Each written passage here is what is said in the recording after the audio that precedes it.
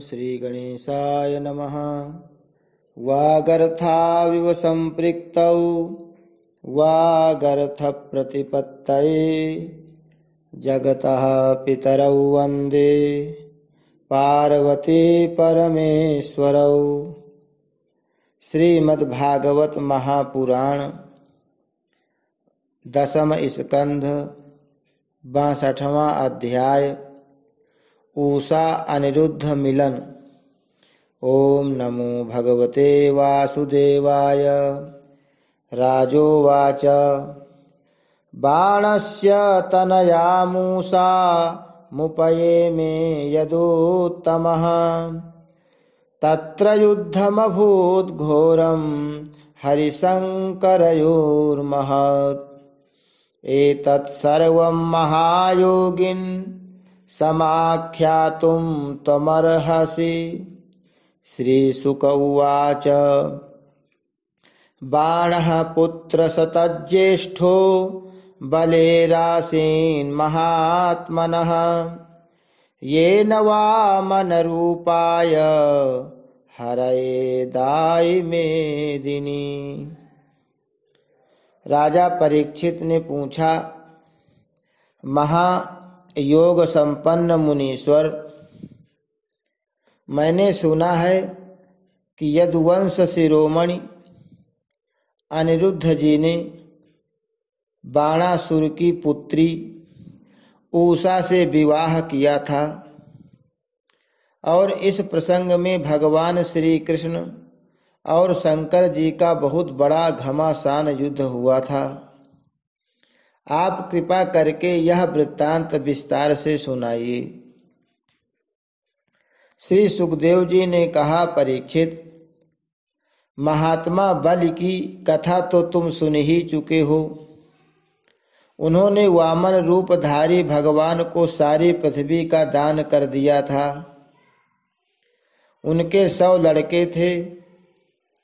उनमें सबसे बड़ा था बाणासुर। दैत्यराज बलि का औरस पुत्र बाणासुर भगवान शिव की भक्ति में सदा रत रहता था।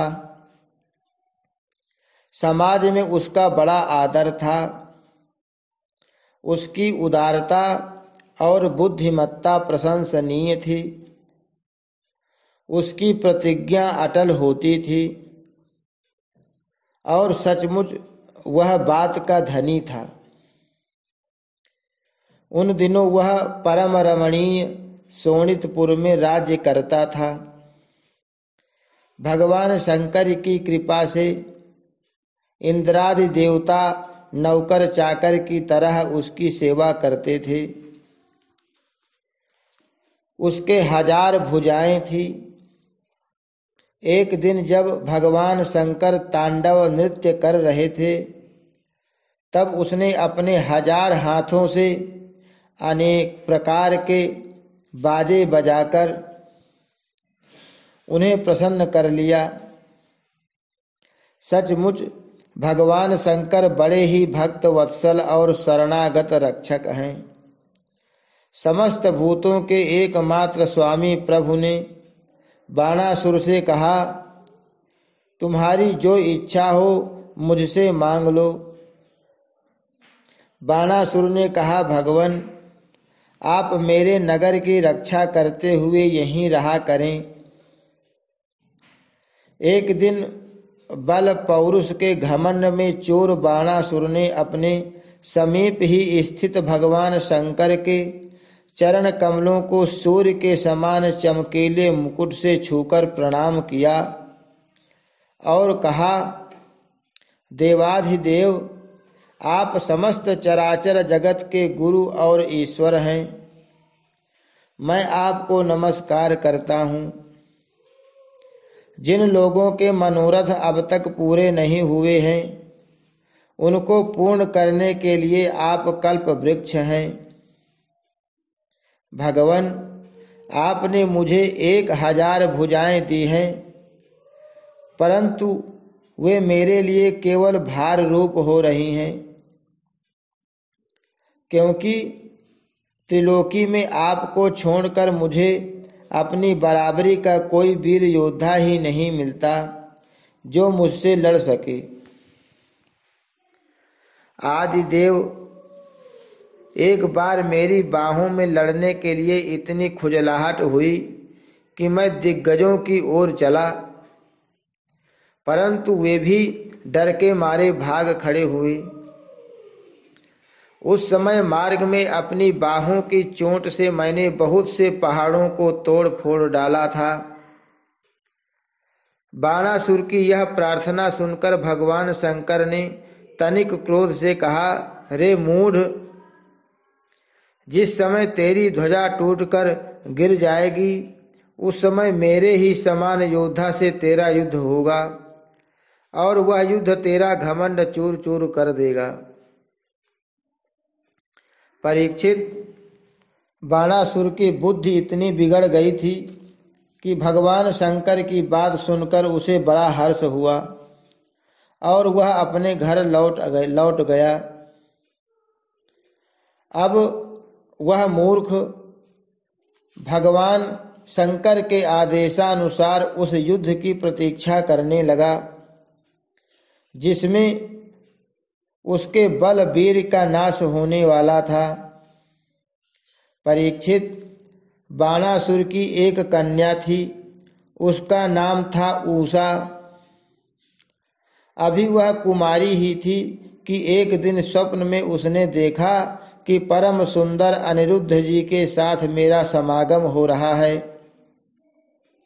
आश्चर्य की बात तो यह थी कि उसने अनिरुद्ध जी को न तो कभी देखा था और न सुना ही था। स्वप्न में ही उन्हें न देखकर वह बोल उठी, प्राण प्यारे, तुम कहाँ हो? और उसकी नींद टूट गई।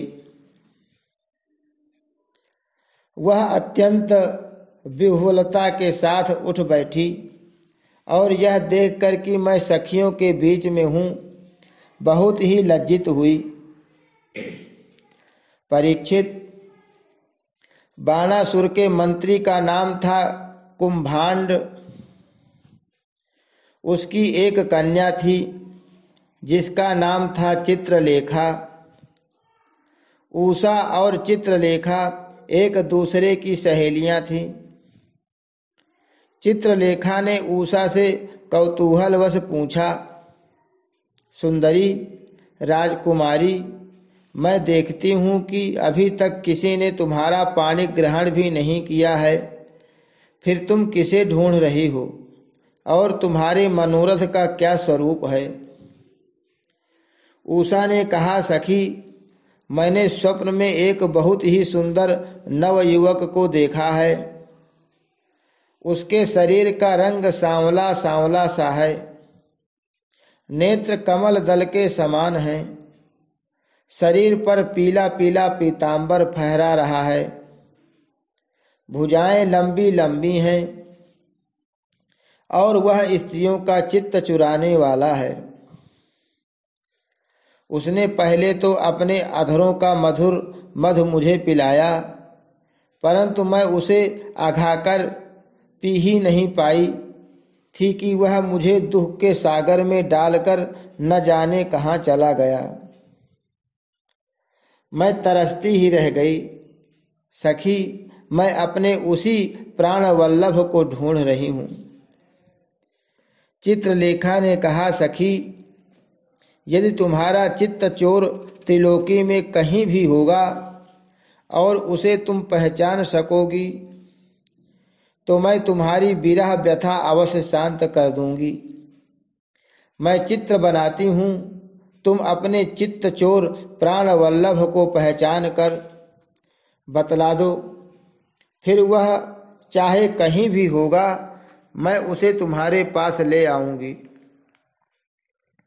इस प्रकार कहकर चित्रलेखा ने बात की बात में बहुत से देवता, गंधर्व, सिद्ध, चारण, पन्नग, दैत्य, विद्याधर, यक्ष और मनुष्यों के चित्र बना दिए। मनुष्यों में उसने वृष्णिवंशी वसुदेव जी के पिता सूर स्वयं वसुदेव जी, बलराम जी और भगवान श्री कृष्ण आदि के चित्र बनाए। प्रद्युम्न का चित्र देखते ही उषा लज्जित हो गई। परीक्षित, जब उसने अनिरुद्ध का चित्र देखा तब तो लज्जा के मारे उसका सिर नीचा हो गया। फिर मंद मंद मुस्कुराते हुए उसने कहा, मेरा वह प्राण वल्लभ यही है, यही है। परीक्षित, चित्रलेखा योगिनी थी। वह जान गई कि ये भगवान श्री कृष्ण के पौत्र हैं। अब वह आकाश मार्ग से रात्रि में ही भगवान श्री कृष्ण के द्वारा सुरक्षित द्वारिकापुरी में पहुंची। वहां अनिरुद्ध जी बहुत ही सुंदर पलंग पर सो रहे थे। चित्रलेखा योग सिद्धि के प्रभाव से उन्हें उठाकर शोणितपुर ले आई और अपनी सखी उषा को उसके प्रियतम का दर्शन करा दिया। अपने परम सुंदर प्राण वल्लभ को पाकर आनंद की अधिकता से उसका मुख कमल प्रफुल्लित हो उठा और वह अनिरुद्ध जी के साथ अपने महल में विहार करने लगी। परीक्षित, उसका अंतःपुर इतना सुरक्षित था कि उसकी ओर कोई पुरुष झांक तक नहीं सकता था। उषा का प्रेम दिन दूना रात चौगुना बढ़ता जा रहा था। वह बहुमूल्य वस्त्र, पुष्पों के हार, इत्र, फुलेल, धूप, दीप, आसन आदि सामग्रियों से सुमधुर पेय, पीने योग्य पदार्थ, दूध, शरबत आदि भोज्य, चबाकर खाने योग्य और भक्ष्य निगल जाने योग्य पदार्थों से तथा मनोहर वाणी एवं सेवा शुश्रूषा से अनिरुद्ध जी का बड़ा सत्कार करती। उषा ने अपने प्रेम से उनके मन को अपने वश में कर लिया। अनिरुद्ध जी उस कन्या के अंतःपुर में छिपे रहकर अपने आप को भूल गए। उन्हें इस बात का भी पता नहीं चला कि मुझे यहाँ आए कितने दिन बीत गए। परीक्षित, यदु कुमार अनिरुद्ध जी के सहवास से उषा का कुंवारपन नष्ट हो चुका था। उसके शरीर पर ऐसे चिन्ह प्रकट हो गए जो स्पष्ट इस बात की सूचना दे रहे थे और जिन्हें किसी प्रकार छिपाया नहीं जा सकता था। उषा बहुत प्रसन्न भी रहने लगी। पहरेदारों ने समझ लिया कि इसका किसी न किसी पुरुष से संबंध अवश्य हो गया है।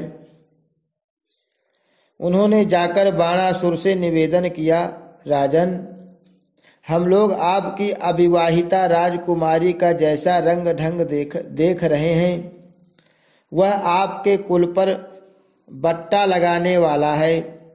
प्रभो, इसमें संदेह नहीं कि हम लोग बिना क्रम टूटे रात दिन महल का पहरा देते रहते हैं।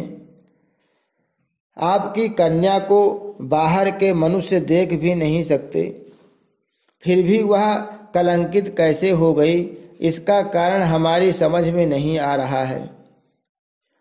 परीक्षित, पहरेदारों से यह समाचार जानकर कि कन्या का चरित्र दूषित हो गया है, बाणासुर के हृदय में बड़ी पीड़ा हुई।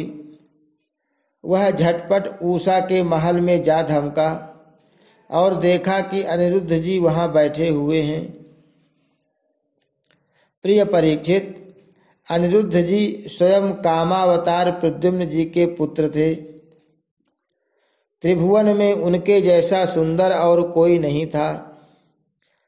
सांवला सलोना शरीर और उस पर पीतांबर फहराता हुआ, कमल दल के समान बड़ी बड़ी कोमल आंखें, लंबी लंबी भुजाएं, कपोलों पर घुंघराली अलकें और कुंडलों की झिलमिलाती हुई ज्योति, होठों पर मंद मंद मुस्कान और प्रेम भरी चितवन से मुख की शोभा अनूठी हो रही थी। अनिरुद्ध जी उस समय अपनी सब ओर से सज धज कर बैठी हुई प्रियतमा उषा के साथ पासे खेल रहे थे। उनके गले में बसंती बेला के बहुत सुंदर पुष्पों का हार सुशोभित हो रहा था और उस हार में उषा के अंग का संपर्क होने से उसके वक्षस्थल की केसर लगी हुई थी। उन्हें उषा के सामने ही बैठा देखकर बाणासुर विस्मित चकित हो गया। जब अनिरुद्ध जी ने देखा कि बाणासुर बहुत से आक्रमणकारी शस्त्रास्त्र से सुसज्जित वीर सैनिकों के साथ महलों में घुस आया है, तब वे उन्हें धराशायी कर देने के लिए लोहे का एक भयंकर परिघ लेकर डट गए, मानो स्वयं काल दंड लेकर मृत्यु यम खड़ा हो। बाणासुर के साथ आए हुए सैनिक उनको पकड़ने के लिए ज्यों-ज्यों उनकी ओर झपटते, त्यों-त्यों वे उन्हें मार मार कर गिराते जाते। ठीक वैसे ही जैसे सुअरों के दल का नायक कुत्तों को मार डाले। अनिरुद्ध जी की चोट से उन सैनिकों के सिर, भुजा, जंघा आदि अंग टूट फूट गए और वे महलों से निकल भागे। जब बलि बाणासुर ने देखा कि यह तो मेरी सारी सेना का संहार कर रहा है, तब वह क्रोध से तिलमिला उठा और उसने नागपाश से उन्हें बांध लिया। उषा ने जब सुना कि उसके प्रियतम को बांध लिया गया है, तब वह अत्यंत शोक और विषाद से विह्वल हो गई। उसके नेत्रों से आंसू की धारा बहने लगी, वह रोने लगी। हरि शरणम। श्री कृष्णार्पणमस्तु।